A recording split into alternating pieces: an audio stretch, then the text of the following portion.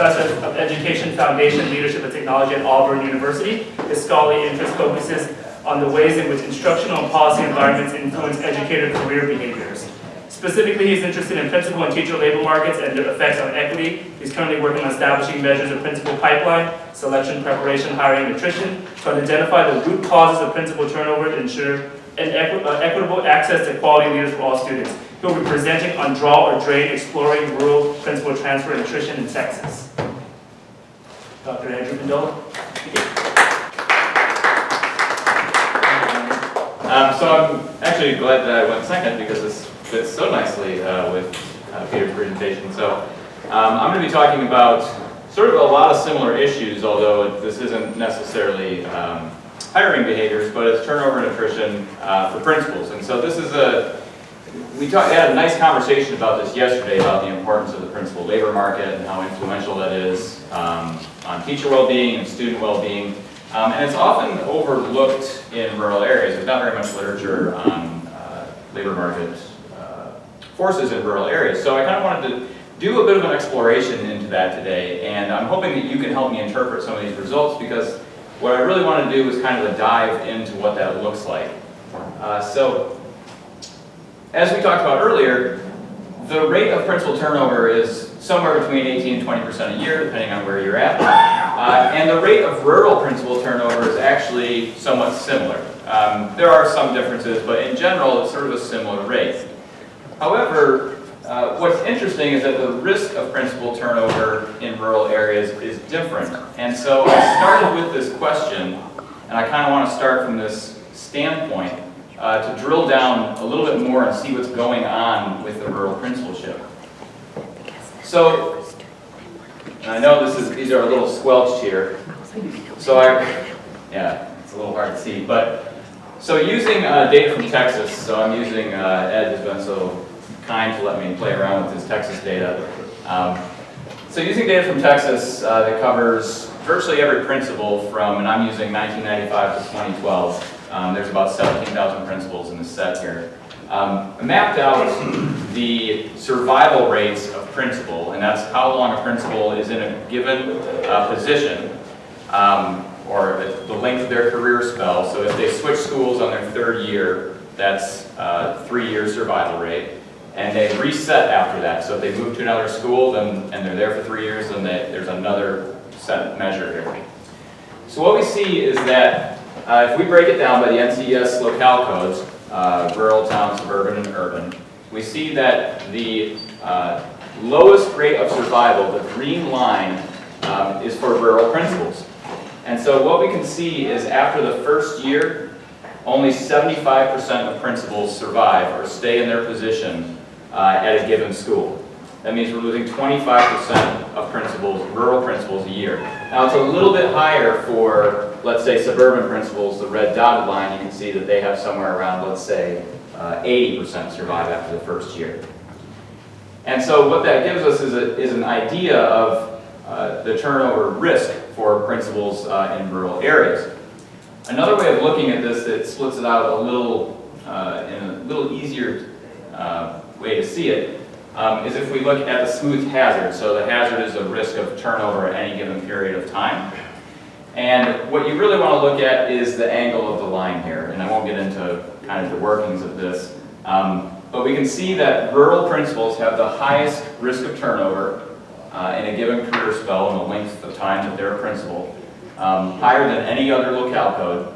And that there's a very large increase for the first couple of years, which is normal. Most people, once they get a job, they decide whether they're going to stay or leave within the first couple of years, and then so there's always a very high risk of turnover right at the beginning, and then people kind of go into what's called an entrenchment period. You know, they buy a house, they have kids, they settle down, they're not as likely to leave, and then again at the end of their career they're likely to leave. And so what we see is that rural principals are more likely to leave almost at any given time. I'm not sure what's going on with town. I got to look into that a lot more because that's a weird one. But there's really not very many town principals. It's just an artifact of NCES. Oh, okay. So there's hardly any. The sample size is really small. And that would explain if there weren't enough that had lasted that long that the risk would go down. So basically, I want to start from this premise, like rural principals have a higher risk of turnover at any given time. And so I wanted to explore that idea in a little more depth. So sort of the roadmap for what I'm going to be talking about today is two things. So what forces explain this difference? And what can this tell us about the nature of the rural principal labor market? So I'm going to look at this from two main angles. The first is turnover, and as we talked about, turnover is a huge component of shortages. So the first section on turnover, we're going to look at what are the patterns and are they uniquely rural? Is the rural context actually explanatory for why we're seeing these differences, or are they an artifact of something else? The second thing we're going to look at is selection. So why might principals leave and why are they being hired? So I'm going to look at selection from sort of two different lenses. And then lastly, I want to draw this together to kind of understand, so how do these mechanisms together, turnover and selection, which are often sort of two sides of the same coin, how do they sort and shape the rural principalship? And then from there, what strategies can be developed to account for this? So we know that the literature is pretty clear that yes, turnover can be good, right? Not all turnover is bad. But there's a pretty good consensus around the notion that frequent turnover is almost always bad. Unstable staffing in schools can be a major problem. If students don't have the same leadership, a student's in a school for 5 years and they have 3 different principals, we can generally say that's a bad thing. So this is something that I kind of want to look at and then talk to you about sort of what strategies can be developed to sort of account for these ideas. There we go. Okay, so first I want to just go into the literature very, very briefly and talk about what makes the rural principalship different. Why is it a different context than an urban or a suburban principalship? So one thing that comes up is that the rural principalship is a highly localized experience. And so, for example, there's an emphasis on having a strong network with local actors. But the other side of this is that there is more of a community consensus on what's called the sense of place and the value of education. There may be more of a consensus around this, and so a better understanding of what a school should be doing and what a school shouldn't be doing. And oftentimes that puts principals in a position where they have to sort of align with those values. So this gets down to the second notion here, that the rural principalship is a highly symbolic and visible position. So I think it's been called a fishbowl before in some literature. You need to go to church, or you need to be sort of on when you're at the grocery store. Everybody knows you. You need to be out and about around town. You're always it's a visible position. And because of that, research on principal hiring has said that superintendents and school boards who are hiring principals, one of the main things they look for is if that person is going to fit into the dominant sociocultural norms of the area. So that's one of the main things they look for. So this is a little bit different than the main things that people look for in, say, an urban or suburban area. It might be, did you raise test scores or something along those lines. In rural areas, fit has been one of the main things that people talk about. Another element of this is that, I think I hit the wrong button, that was a laser. Okay. The rural principalship is also different because there's less role formalization and separation. By that I mean, rural principals, they often mop the halls, they often develop curriculum, they often drive the bus, right? They take on a lot of different jobs. And that's sometimes because there's less support staff, or sometimes that's just the expectations and the culture of that school. Because of that, roles are less maintained by formal duties, and often more maintained by informal ties and trust. And so this builds into this notion that networks are so important for rural principals, and being entrenched in those networks is so important. And this also relies on the fact that rural principals have to build trust.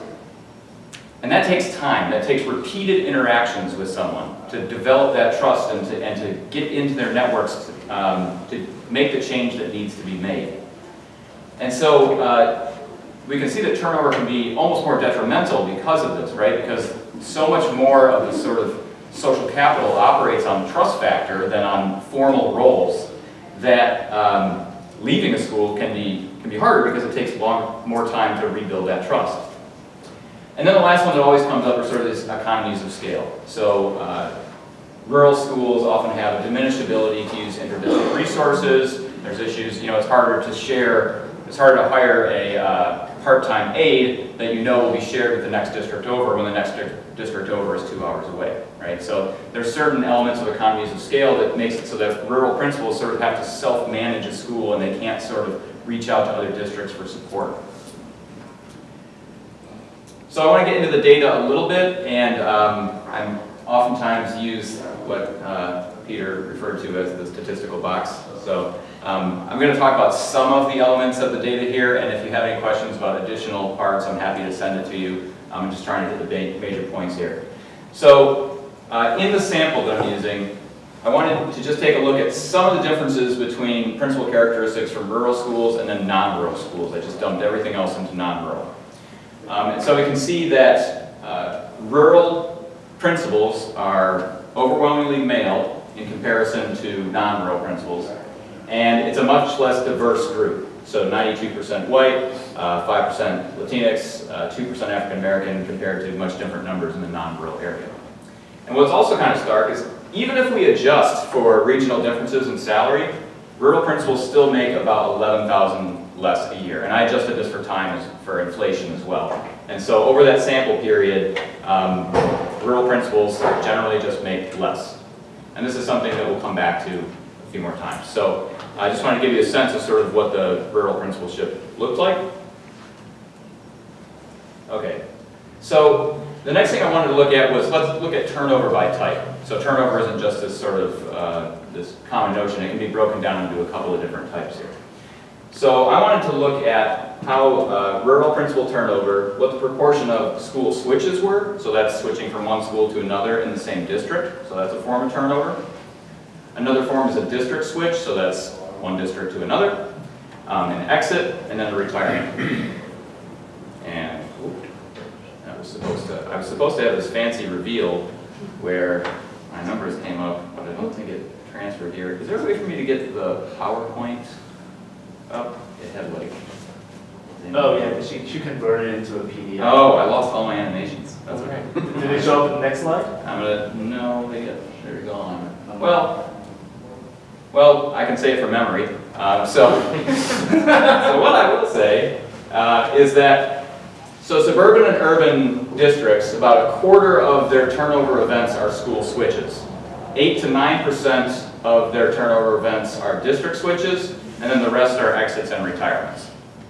For rural principal turnover, the distribution is much different. So, I gotta remember these numbers.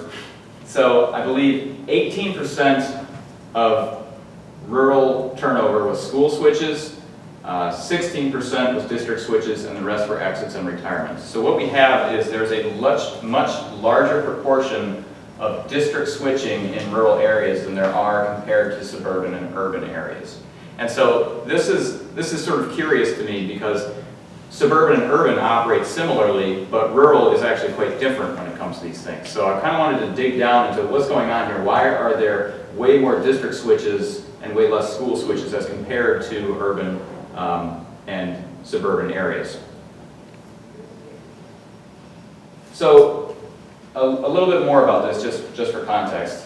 The average length of stay for a rural principal is 3 years, and I use average in quotations because it's actually the median lifetime, which is the median amount of time that principals are in that. After that, 50% of principals will leave.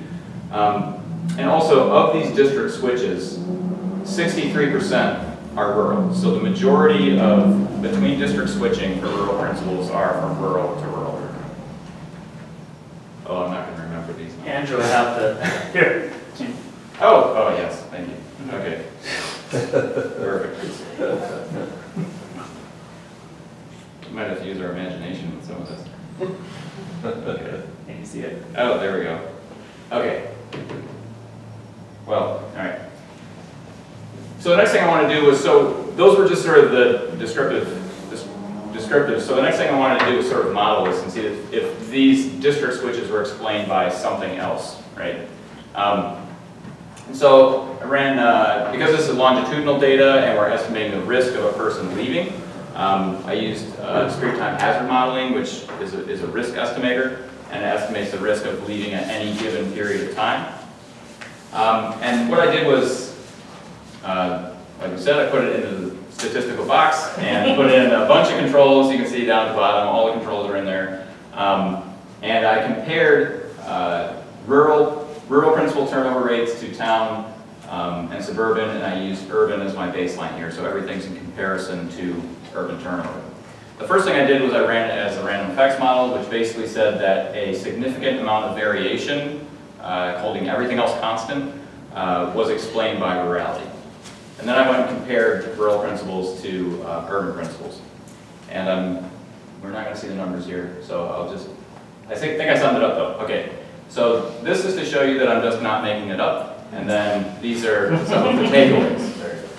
So first of all, rurality accounts for a significant amount of variation in turnover.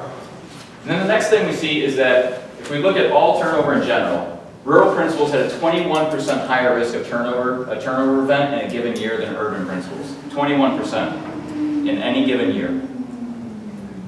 However, they had a 22% lower risk of switching schools, school to school within the same district in any given year, but were twice as likely to switch between districts. And this is controlling for all school characteristics, this is controlling for all personal characteristics, everything's in there. And so what we see is there is a considerable difference between rural principal turnover and urban principal turnover. So we can say that this pattern is indeed unique. So the next thing I wanted to look at was what, Is it locked? Yep. Yes. Wait, I think I can get it. You're unlocking my phone? No. Okay. All right. Well, I do remember some of these things. So, Do you need me unlocked?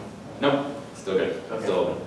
So the next thing I want to look at is, okay, so we have these principals switching from one school to another, or one district to another, and I want to see, well, what are they switching for? What are they switching towards? So what's the distance in characteristic from their current school to the school that they moved to? And so this is sort of a draw factor or a pull factor. And I can just, well, I'll just narrate this. It was mostly salary. So when principals moved from a rural to a non-rural district, on average, they gained about $5,000 in salary a year. When they moved from rural to rural, it was about $3,800 a year, a little less, but there was still an increase in salary. If you moved from non-rural to rural, you gained about $1,000.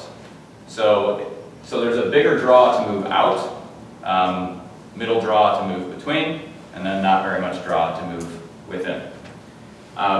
In terms of student achievement, those were similar. That didn't seem to be that much of a factor. Some were a marginal increase, marginal decrease. And then for demographic characteristics, generally, if you're moving from rural to non-rural, you go to a more diverse environment. If you're going rural to rural, it's roughly the same. And if you're going non-rural to rural, it's a less diverse environment. And that's just generally the characteristics of the schools themselves. So the next thing I wanted to do was, so if we say that if you move between districts and you're going to make from rural to rural and you're going to make an extra $3,800 a year, is that explaining that move statistically? So I wanted to compare the risk of principal switches between their current school conditions and future school conditions and see which one explained the move better. So was it the conditions of your school that you're at that explain you moving, or was it the conditions of the school that you're moving to that explain you're moving? So this is, are you being pushed out? Are you dissatisfied with the school that you're at? Are you being pulled at? Are you looking forward to moving to a new school? What explains your movement here? And to kind of parse out and scoop out some of the other sources of noise in here, I use within individual and within school comparisons, fixed effects models. I won't go into that too much. And once again, I'm going to have to remember this, so here we go. Wait, okay. So here's sort of the takeaway since we don't have the numbers. So future school characteristics explain turnover more than school characteristics, even within the same individuals or the same school. So if an individual transferred schools 3 times, we can say that the explanation for that transfer is more of that variance is explained by the school that they're moving to. And this is comparing the same individual to themselves years earlier, so it kind of scoops out any personal characteristics that might account for that.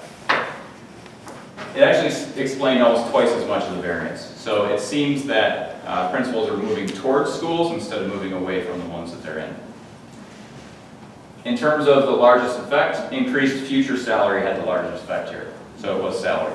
Student demographics, school characteristics didn't really explain all that much. There were some things that were statistically significant, but in general, salary was the largest effect here. The next thing I wanted to look at was I want to flip this and look at hiring. And I don't have great data like Peter does. So what I had to do was simulate it. So we have to kind of back out into an economic model here. And look at, and so I took administrative data of who moves where when, and then found a way, I think, to simulate who is going to get hired. And the way we do this is if you assume that each year a district has a choice to renew a contract, and they either are going to select a new principal or continue on with the current principal, let's say they have this choice in this theoretical world, we can estimate the likelihood of them hiring a specific principal versus hiring a principal that continues on with the same characteristics that they already have. So I sort of invented a null principal, which is just a continuation model. So what we see, and we'll miss this, but I did do it. It's an elaborate way of getting out of doing all this stuff. Yeah, no. I wonder if it's actually on the laptop. If we press the I wonder. C. Yeah, press the C. I can probably go to the if they put it on PowerPoint, there. Yeah. Well, I don't know if they put it on there or not. See if it's. Is it here? Oh, wait. There it is. Yeah, there it is. Yeah. Use that. Okay.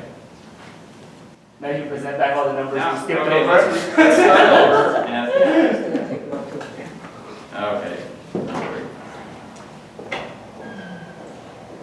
That's still a PDF. Well, you just put. No, I think you put it on a slideshow. It'll come out. Oh, really? And there it is.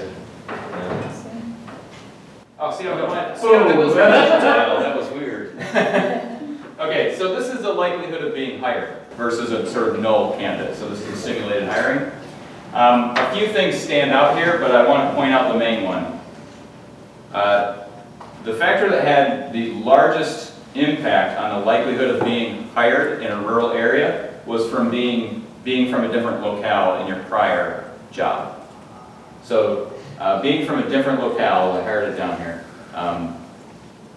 you're 22% less likely to get hired versus a continuation candidate if you're from a different locale in a rural area. This explained more than any other characteristic, although some do show up, and I'll talk about these. Okay, so what does explain a principal being hired? So you have 22% lower odds of being hired if you're from outside a rural area. You're less likely to be hired if you're African American, had a greater salary difference in the past, or had fewer white students in the past. And you're more likely to be hired if you had fewer free reduced lunch students in the past. You know your other findings, isn't that is it that you're more likely to be hired if you had fewer FRL students in the past? But you're In the prior school, so that's the estimator instead of the absolute level of the prior experience. So these are all in distances. And so if if fewer free reduced lunch students in the past, you're more likely to be hired. Does that make sense? Okay. Okay. So one last question to kind of talk about these generally, and this will draw together at some point. These are a lot of different ways of looking at this. I want to look at if rural principals are going. And so I took a look at these transfers and just plotted them out by year and saw something kind of interesting. So there was a period around the 2000s where a great percentage of principals were leaving rural areas. So those district transfers were out of rural. And there's been a generally consistent number of principals switching into rural, which is still pretty low. But we can see over time that's narrowed quite a bit, and there were less and less principals switching either way. And so the way I want to think about this, I want to take all these data takeaways and kind of put them into one little story here. So what we saw is that first, rural principal turnover was higher. Second, most of that turnover was district switching.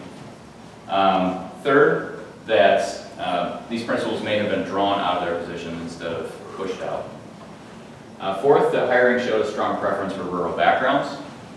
And fifth, both rural out-switching and in-switching decreased over time. So it kind of gives us what I want to categorize this as there's a sort of rural isomorphism going on. So rural to rural transfers with inter-district churn. So there's a lot of churn going on between districts, but it's fairly similar types of churn. It's not a diversifying churn. And so a way of thinking about that, and what the data sort of suggests, is that for rural principals, rurality is sort of a bounding frame for working conditions. It seems that working conditions matter a little bit for principal movement, but they don't seem to go beyond rurality as much. Like most of these transfers are within rural and between district. Usually school characteristics explain principal transfers in general, but they seem to be bounded by rural, which goes along with the sort of literature that says, for example, poverty in a urban area is much qualitatively different than poverty in a rural area. And it seems that these features, principals are aware of these. They know that maybe they're experts in being a rural principal, and so they're less likely to move based on simple demographic characteristics. They stay within rural. But one thing that does sort of operate across locale and was a predictor across this was salary. So it seems that working conditions are not very fungible across locale, but salary is. So some practical implications out of this. We talked about there's a higher rate, so I want to kind of go back to these main things. There's a higher rate of turnover for the rural principalship, and so I pulled in some of the literature of things that might address these issues. And there's a lot out there, but I pulled a few in. So generally, as we talked about at the beginning, there's huge differences in what it means to be a rural principal versus an urban or suburban principal. So one way of dealing with that is to focus on differentiated or embedded preparation. So there are, for example, preparation programs out there where principals actually do some of their coursework in a rural school as a way of sort of entrenching in those networks and learning that way. Another thing to look at is university and district support for networked resources. So for example, I'm at Auburn University in Alabama, and there's a lot of rural schools there.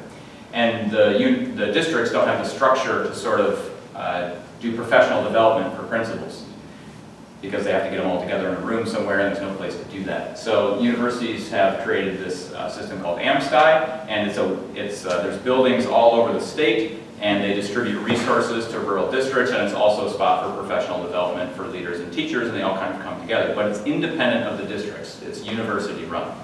And so this type of support could help principals overcome some of those challenges of economies of scale and so on and so forth that we talked about.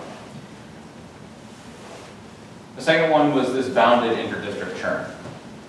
And so some ways of talking about dealing with this sort of churn that's going on between districts could be to leverage local resource connections. So for example, there's examples where districts have offered housing support for principals or loan forgiveness, and that's a non-salary way of retaining people in a location and helping to sort of facilitate that. Another way is to demonstrate at least the potential for salary improvement. So research has shown that yes, salary matters, but what also matters is the fact that you might be able to make more later on. And so that's a way of sort of helping principals stay to be more satisfied with their current salary and maybe less drawn to future salaries in a different area. And then finally, this sort of isomorphism problem. So there's a diversity issue here. And so 2 ways of dealing with this, and I think preparation programs could really take the lead here. Would be to preparation to focus on the image of a rural principal. When I teach my leadership classes, they are urban-centric. We assume certain things, that this is what the principalship is going to look like for you. And some of those things, so for example, we assume that there is a clear role separation when I'm talking about, oh, when you're doing your budget models, go talk to your central office administrator on this, right? I assume that those structures are there, but they may not be. And so I think principal preparation programs could really focus on facilitating what it looks like to be a rural principal and recognize that is different from what it looks like to be an urban principal, and we should support that. And finally, we should identify and evaluate sort of the implicit assumptions and strengths of rurality, so this is a similar thing.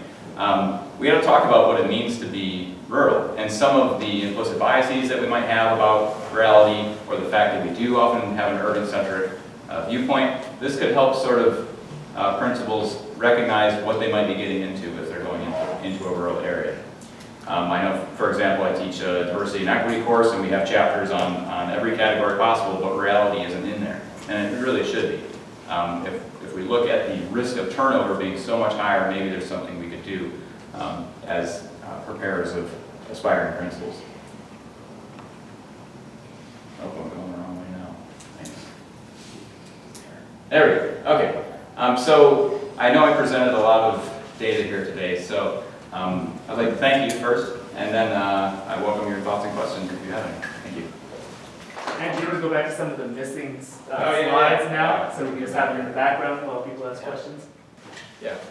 I know salary was had a big impact on some of your earlier findings, but it didn't show up in sort of your discussion on the back end. It seems to me if you had higher salaries could fix a lot of it, the flight from it, potentially as a policy lever. Did you not think that it was just too costly, kind of cost prohibitive? Well, I thought that, I did want to put it up, because it's always salary. it's, yes, salary matters. But I know that, but I also know that, rural schools have a hard time increasing salaries, and I'm sure they would if they had the capacity to do so. So I tried to think about less salary-intensive options, but yes, absolutely salary, and I probably should have put it up there, but yeah, I think it's absolutely a major component of this. Yeah. One of your slides showed where within 3 years your principals would move, to, in our district, our principals are on a 3-year contract. Did you control for any contractual agreements? Whereas my contract is over, now I'm looking for something. No, that's a great point, and that's a limitation of what we have. So in Texas, it doesn't quite work that way, but there are certainly instances, there are districts that just move people every 3 years, which I think is not a great idea. But that's in there, and that's a limitation. There's no way for me to observe if that's what's going on. I can only see if they did move. But yeah, thank you for bringing that up. That's certainly a limitation. I was going to add, most districts in Texas, principals are on a 1-year, they just do an annual contract, which is scary. Our district teachers are administrators, or the head principals are not. Okay. Are there any implications in your studies, either to or foundational elements to the duration, the longevity of a principal in a rural school and achievement, or you haven't really connected that yet? That's actually something I'd like to look at. I haven't really looked at that. But yeah, that's a great point.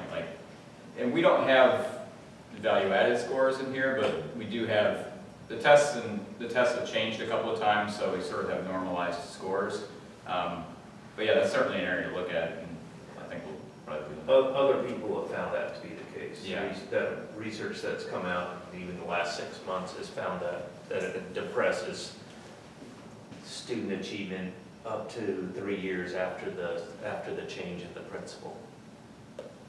Yeah, and the consensus, or the literature also states it takes about 5 to 7 years for a principal to enact what they call meaningful change. So it takes a while for a principal to get to the point where they can really do something in the school. Andrew, I have a question. Yeah. So toward the end, you talk about the potential of a salary increase. Mm-hmm. What did you mean by that? Did you mean like an advancement opportunity? Yeah. So if there was, salaries in Texas aren't standardized in any way, but some areas could offer, here's some movement. You can see that in 5 years you will make more money. Or there's also research that adding bonuses later on. So if you're here for 5 years, you'll get this additional bonus. That has some effect on people staying longer. So I think districts can think about that how they want to, but I think for someone to know that there's the potential of a salary increase can help keep them there as well. And there's some research on teachers that works.